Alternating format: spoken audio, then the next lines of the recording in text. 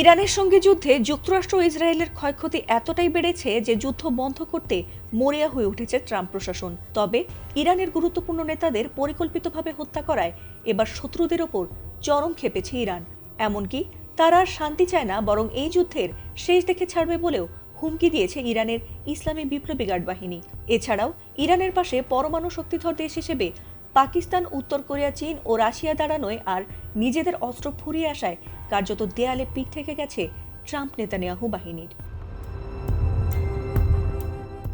এমন চরম মুহূর্তে যখন ট্রাম্প ইরানের ওপর পারমাণবিক হামলার কথা ভাবছে, ঠিক তখনই তাদের ঘুম হারাম করতে উল্টো তাদের ওপর হামলা করেই গুড়িয়ে দেবার ঘোষণা দিয়েছিল উত্তর কোরিয়ার প্রেসিডেন্ট কিম জং উন। এই যুদ্ধে যখন আমেরিকা ইসরায়েলের শোচনীয় অবস্থা, ঠিক তখনই এবার পাকিস্তানকে নিয়ে বেরিয়ে আসে এমন চাঞ্চল্যকর গোয়েন্দা তথ্য যা হয়তো কেউই ভাবেনি। উত্তর কোরিয়ার মতো সরাসরি ঘোষণা না দিলেও ট্রাম্প নেতানিয়াহু বাহিনীকে ধ্বংস করতে গোপনে উঠে পড়ে লেগেছে ইরানের বন্ধু দেশ পাকিস্তান। যুক্তরাষ্ট্র আর ইসরায়েলের মনোযোগ যখন ইরানে পারমাণবিক হামলা করার, ঠিক সে সময়ে এবার পাকিস্তান সরাসরি আমেরিকার বুকে পরমাণু হামলার প্রস্তুতি নিয়েছে।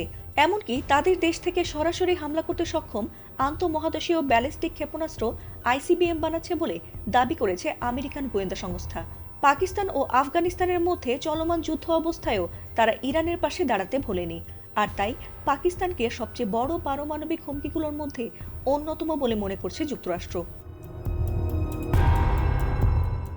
এ নিয়ে মার্কিন গোয়েন্দা প্রধান তুলসী গ্যাবার্ড জানিয়েছেন, রাশিয়া, চীন, উত্তর কোরিয়া, ইরান ও পাকিস্তান বর্তমানে যুক্তরাষ্ট্রের জন্য সবচেয়ে বড় পারমাণবিক হুমকি।